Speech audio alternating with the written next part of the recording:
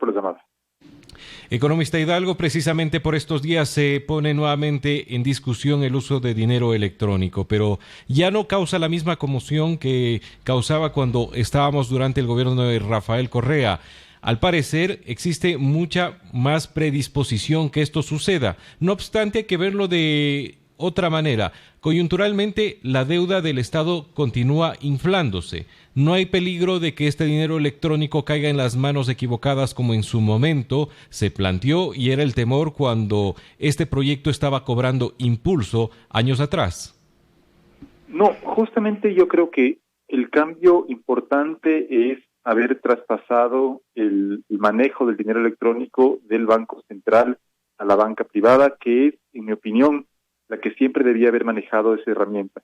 Estamos hablando, como para que quede claro para la audiencia, que el dinero electrónico es simplemente un medio de pago como lo es también una tarjeta de débito. Entonces, bien administrado, el dinero electrónico para lo que sirve es para facilitar algunas transacciones, ¿no es cierto? Si es que yo tengo en mi cuenta de ahorros $100, esos dólares pueden estar en mi teléfono y yo hacer pagos con dinero electrónico, pero se van a debitar finalmente de mi cuenta de ahorros.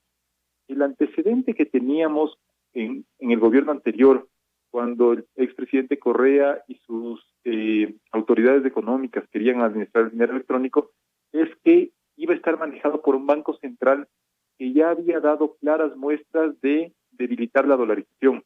Los créditos que el Banco Central en su momento concedió al Ministerio de Economía y Finanzas fueron operaciones que minaron las bases de la dolarización porque fueron finalmente una emisión de dinero sin respaldo en dólares genuinos. Afortunadamente, estas operaciones ya están prohibidas a partir de la Ley de Fomento Productivo que se aprobó en agosto del año pasado. Entonces, conceder el manejo del dinero electrónico a esas autoridades que habían puesto ya en duda no diría la sostenibilidad de la dolarización, sino que habían manifestado su intención de minar las bases del sistema, me parece que era justamente lo riesgoso, que el gobierno quisiera, en un contexto de estrechez fiscal, emitir dinero electrónico y que ya no sea simplemente un medio de pago, sino un dinero o una moneda nueva frente al dólar. Entonces yo creo que en la actualidad, con la banca, cuando ya se terminen de negociar las tarifas que estarían vigentes para las operaciones con dinero electrónico, tengo entendido que estarían en torno a 8 centavos por cada transacción.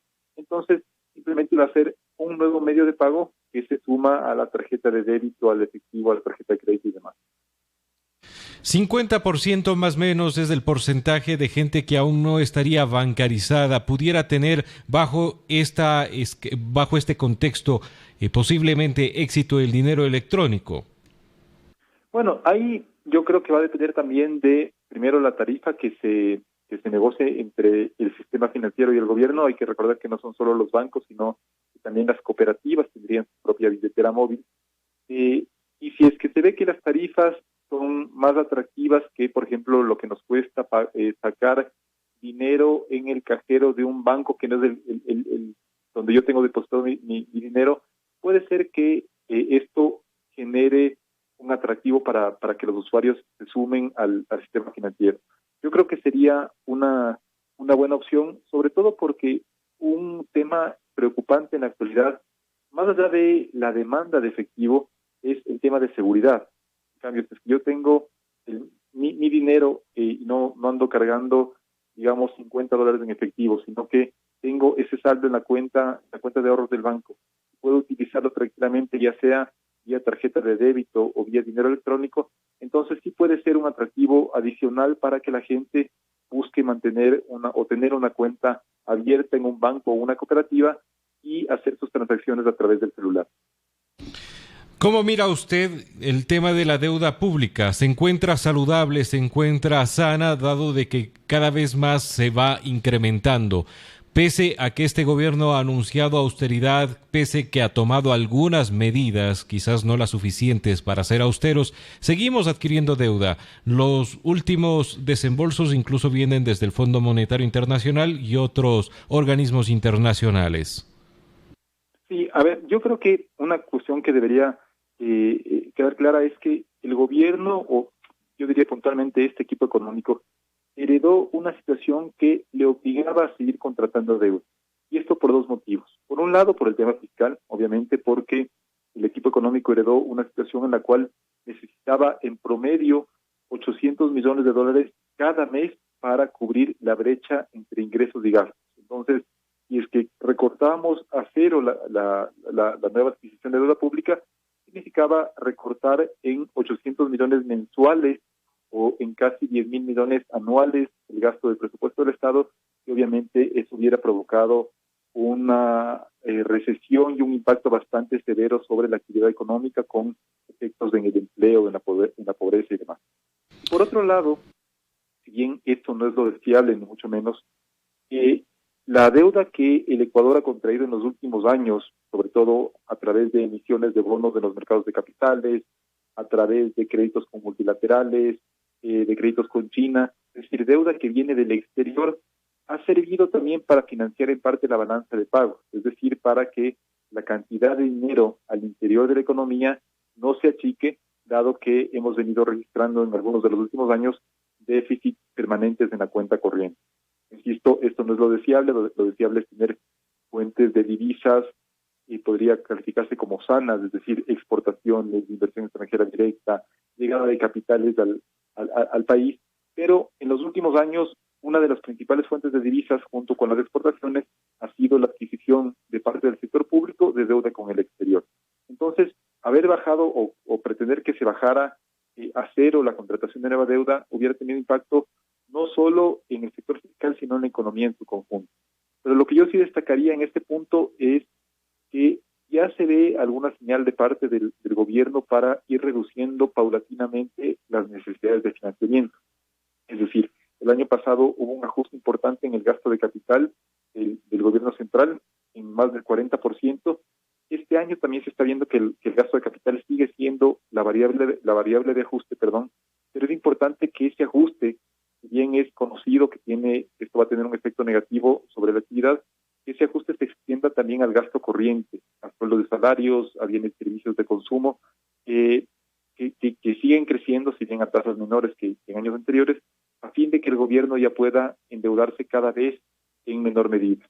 Y obviamente la idea es seguir mejorando también el perfil de la nueva deuda. Es decir, yo estoy a favor del acuerdo con el Fondo Monetario, no solo porque creo que ese acuerdo le obliga al gobierno a llevar adelante medidas estructurales que permitan que la economía crezca en el largo plazo, sino también porque el perfil de la deuda, es decir, las condiciones con las que el Fondo Monetario le presta al Ecuador, son mucho mejores que las que había obtenido en emisiones de bonos, créditos con China o preventas petroleras.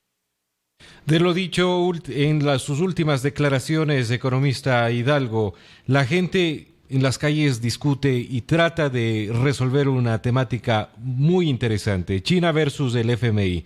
¿A quién le apostamos?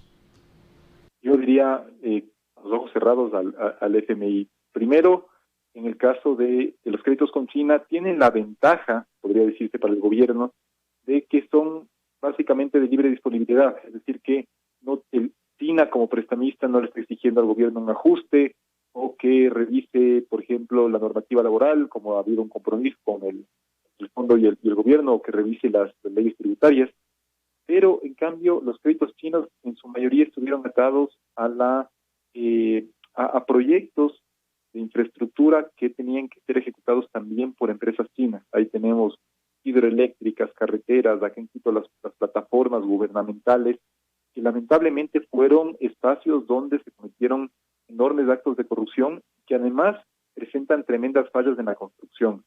Yo creo que si bien el Fondo Monetario implica necesariamente una negociación con este multilateral y a su vez el gobierno tiene que sujetarse a ciertos objetivos, principalmente fiscales, me parece que eso es sano para el Ecuador en el largo plazo. Es decir, el efecto en el corto plazo puede ser recesivo, y esto es algo de lo que yo creo que no nos salvaba a nadie, pero si es que vemos un poquito más allá, si es que se hacen las reformas correctas, entonces el crecimiento económico del Ecuador podría dejar de depender del gasto público y empezar a depender otra vez de la iniciativa privada. A esta hora del mediodía conversamos con el director de Cordes, el economista José Hidalgo Payares. Economista, ¿Es injustificado entonces el miedo al Fondo Monetario Internacional que, entre otros actores políticos, buscan que el pueblo o la gente en términos generales sienta? A ver, es conocido que el Fondo Monetario ha aplicado, o por recomendación del Fondo Monetario se han aplicado en varios países políticas de ajuste fiscal que han llevado a contracciones económicas. En el caso del Ecuador, con o sin Fondo Monetario, era inevitable ajustar el gasto público porque, como dije hace un momento, la brecha entre ingresos y gastos solo del presupuesto del Estado era de $800 millones cada mes. Entonces, el ajuste se tenía que dar con o sin Fondo Monetario. Obviamente, ahora que el gobierno ya está llevando adelante una política de consolidación del sector fiscal, está sintiendo también el sector en el nivel de actividad. Por eso es que las previsiones de crecimiento para este año son tan bajas. El Banco Central, si no me equivoco, ha actualizado su previsión a 0,2%, el Banco Mundial a 0%, el Fondo Monetario incluso prevé una leve contracción de la economía, pero esto es lamentablemente el chuchaqui que teníamos que pagar después de la fiesta de gasto de los últimos años. Entonces, lo que debería quedar claro es que el culpable de esto no es el Fondo Monetario, sino el manejo económico previo que obligó al actual equipo económico, a llevar adelante medidas de ajuste que en una economía que en los últimos años desarrolló una dependencia tan grande hacia el gasto público, va a tener necesariamente un efecto contractivo. Finalmente, se está discutiendo por estos días reformas laborales, reformas a la norma laboral. Esto en un plano de búsqueda de reactivar la economía ecuatoriana. ¿Es una buena idea? Sí, a ver, yo creo que es una reforma estructural muy necesaria. Es importante, yo creo que hay que tener en cuenta dos aspectos primordiales. Primero, que tiene que ser una reforma socialmente equilibrada. Esto significa que no se sienta o no se generan las condiciones para que el sector empresarial ahora tenga todo a su favor y puedan algunos empresarios inescrupulosos cometer abusos contra los trabajadores, no darles protección de seguridad social, pagarles lo que les dé la gana. Ese tipo de cosas no se pueden permitir.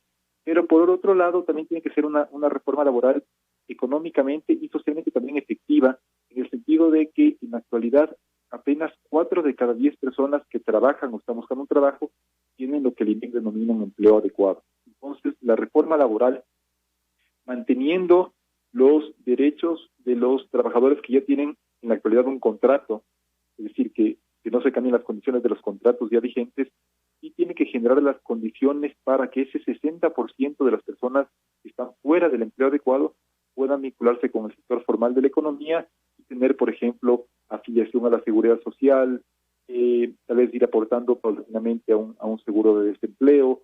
Son condiciones que obviamente van a mejorar, por un lado, las finanzas de la seguridad social, que están bastante maltrechas, y por otro lado, las condiciones de trabajo de las personas que actualmente están en empleos precarios en el sector informal. Yo insisto, es importante que sea una reforma que no busque desregularizar por completo la normativa que efectivamente con el gobierno anterior fue demasiado rígida, pero no podemos pasar de un extremo al otro.